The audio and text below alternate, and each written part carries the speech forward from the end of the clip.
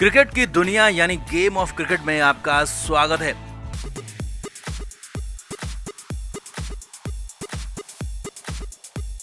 Team India ने पहले टी20 मुकाबले में बांग्लादेश को कुचल दिया, बुरी तरह से हरा दिया और एक तरह से क्रिकेट का पाठ पढ़ा दिया कि मैच कैसे खेला जाता है, बैटिंग और बॉलिंग कैसे होती है। लेकिन इसी मैच के बाद जो हुआ वह हैरानी से कम नहीं था, क्योंकि कोच गौतम गंभीर और पूर्व कप्तान हार्दिक पांड्या के डिफरेंसेस, लड़ाई झगड़े खुलकर सामने आ गए। सबके सामने हार्दिक पांड्या ने गंभीर से हाथ तक नहीं मिलाया और सीधे सीधे ड्रेसिंग रूम चले गए। और खबर तो यहां तक है कि मैच के पहले गंभीर ने हार्दिक को बहुत कुछ कहा था, जो कि काफी कड़े शब्दों में कहा गया था। और हार्दिक ने जब धुआंधार खेल दिखाया तो मामला उल्टा गंभीर के लिए बिगड़ गया। तो दिखाते हैं, बताते हैं आपको सब कुछ। आप भी इस वीडियो को शेयर करें, कमेंट बॉक्स में अपनी राय जरूर दें कि क्या गौतम गंभीर ठीक है या फिर हार्दिक पांड्या, कमेंट जरूर करें।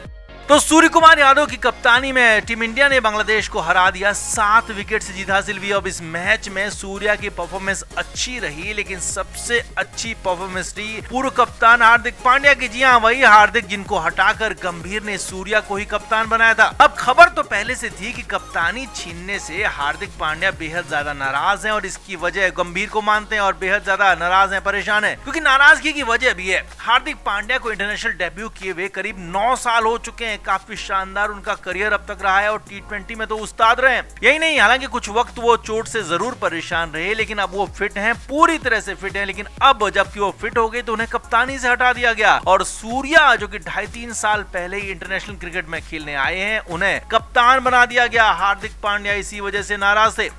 अब बांग्लादेश के खिलाफ मैच से पहले भी कुछ हुआ जो कि हैरानी भरा था। जी हां, टीम सूत्रों के मुताबिक मैच से पहले हार्दिक पांड्या को गौतम गंभीर ने अपने पास बुलाया और बहुत सारी बातें कही। हार्दिक को कहा गया कि वो पूरे 4 ओवर के कोटे की बॉलिंग करेंगे और मैदान में बाउंड्री पर फील्डिंग करेंगे, और ताकि उनकी फिटनेस को आंका जा सके, नापा जा सके। यही नहीं, उनको बैटिंग में भी ऊपर भेजा जाएगा ताकि हार्दिक पांड्या अपनी उपयोगिता साबित कर सकें, क्योंकि हार्दिक पांड्या को सिर्फ बैटिंग के दम पर टीम में नहीं रख सकते। ये बातें हेड कोच गौतम गंभीर ने कही थी। और यही नहीं, हार्दिक को यह भी कहा गया था कि उनकी फिटनेस को, उनकी तेजी को परखा जाएगा, मैदान में वो क्या कर सकते हैं। अब मैच में जो हुआ वो सब ने देखा। हार्दिक पांड्या ने पूरे 4 ओवर के कोटे की बॉलिंग की, पावर प्ले में बॉलिंग की, डेथ ओवर्स में बॉल डाली और एक खिलाड़ी को बोल्ड भी किया। और यही नहीं, फील्डिंग में बेहद चुस्त दुरुस्त नजर आए। ज्यादातर वक्त हार्दिक पांड्या बाउंड्री के चारों तरफ दौड़ते हुए नजर आए, रन बचाते हुए दिखे और पूरी की पूरी फिटनेस हार्दिक ने यहाँ पर दिखा दी। इसके बाद बारी थी बल्लेबाजी की, तो यहाँ पर हार्दिक पांड्या को 5वें नंबर पर भेजा गया। यहाँ तो हार्दिक ने तूफान मचा दिया। जब हार्दिक बैटिंग करने आए तो 80 रन पर भारत के 3 विकेट गिर चुके थे और जीत के लिए सिर्फ 48 रनों की जरूरत थी।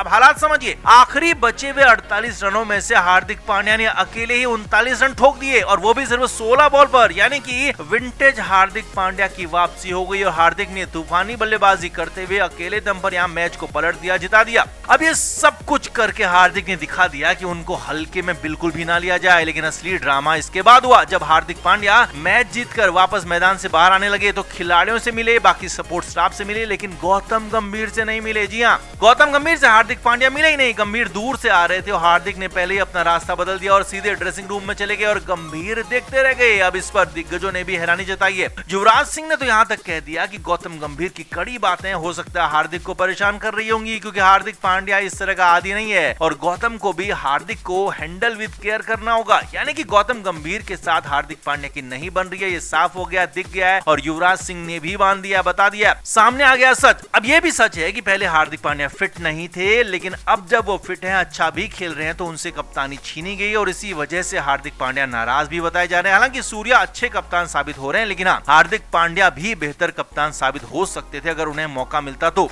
कुल मिलाकर गंभीर और हार्दिक पांड्या की झगड़े की बातें जो कही जा रही थी वो खुलकर सामने आ गई है, सबने देख भी लिया। तो आपका इस पर क्या कहना है? कौन है सही, कौन है गलत, गंभीर या फिर हार्दिक पांड्या में से आप किसको गलत मानते हैं? कमेंट बॉक्स में जरूर बताएं, वीडियो को शेयर भी करें।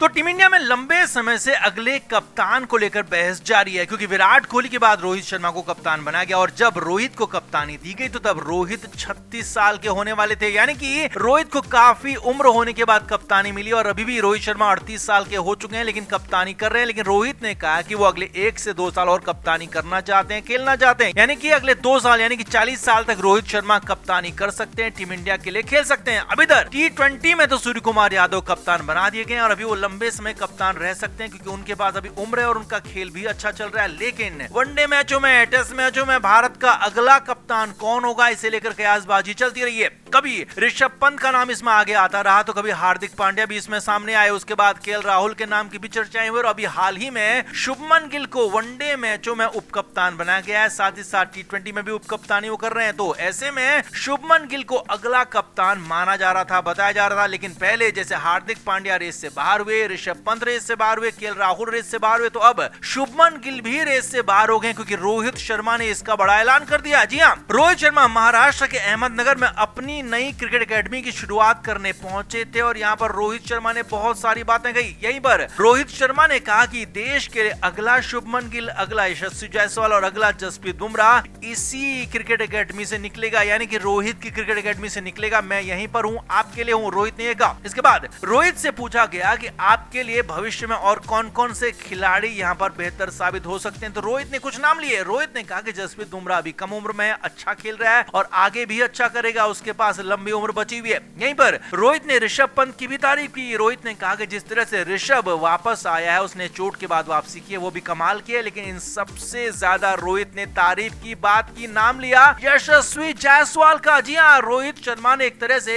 यशस्वी जायसवाल को अगला भारत का कप्तान प्रोजेक्ट कर दिया। रोहित शर्मा ने कहा कि जायसवाल के पास टेक्निक है, उसके पास टेम्परामेंट है और उसके पास सबसे बड़ी बात है कि वो तेजी से खेल सकता है, आक्रामक खेल सकता है, विपक्षी टीम को बैकफुट पर धकेल देता है और टेस्ट मैचों के साथ साथ टी20 में लगातार वो जिस तरह से खेल रहा है वो बेहतरीन है। हर फॉर्मेट में वो खेल सकता है। हालांकि अभी तक यशस्वी जायसवाल ने वनडे डेब्यू नहीं किया, लेकिन रोहित का मानना है कि जिस दिन भी वो वनडे टीम में आएगा वो कमाल करेगा क्योंकि उसके पास टेक्निक और टेम्परामेंट दोनों है और उसके पास लंबे बड़े हिट्स मारने की भी क्षमता है। रोहित यहीं पर नहीं रुके। रोहित ने कहा कि जायसवाल के पास क्रिकेटिंग की भी अच्छी जानकारी है। रोहित ने कहा कि जायसवाल काफी अच्छा लर्नर है, वो सीखने की कोशिश करता है, जल्दी सीखता है और उसमें लीडरशिप के गुण भी काफी अच्छे हैं। जी हां, रोहित ने यहाँ पर साफ साफ इशारों में कह दिया कि जायसवाल में लीडरशिप के गुण हैं, वो अच्छा लीडर साबित हो सकता है और भारत के लिए कप्तानी की रेस में सबसे आगे हो सकता है। यानी कि रोहित शर्मा ने साफ साफ कह दिया कि यशस्वी जायसवाल टीम इंडिया के अगले कप्तान हो सकते हैं। रोहित के बाद उन पर दांव खेला जा सकता है क्योंकि शुभमन गिल का प्रदर्शन ठीक ठाक तो रहा है पर उस तरीके से नहीं रहा है कि उन्हें कप्तानी सौंपी जाए। लिहाजा रोहित के बाद अगर कोई युवा खिलाड़ी को कमान देने की बात आती है, कप्तानी देने की बात आती है, तो यहाँ पर कई सारे खिलाड़ी यानी कि ऋषभ पंत, केएल राहुल और शुभमन गिल के साथ साथ यशस्वी जायसवाल भी लाइन में होंगे और रोहित शर्मा की चल पड़ी, रोहित की बातों की अहमियत रही तो फिर जायसवाल को भारत की कप्तानी मिल सकती है, न सिर्फ वनडे और टी20 में बल्कि टेस्ट मैचों में भी। यानी कि जायसवाल ऑल फॉर्मेट कप्तान हो सकते हैं। विराट कोहली के बाद ऐसा करने वाले लंबे समय बाद वो युवा खिलाड़ी होंगे जो कि टेस्ट टीम की कमान संभाल सकते हैं। तो कुल मिलाकर रोहित शर्मा ने जायसवाल पर दांव खेला है, जायसवाल को टीम इंडिया का अगला कप्तान, संभावित कप्तान बताया जो कि शानदार है। तो आपका इस पर क्या मानना है? क्या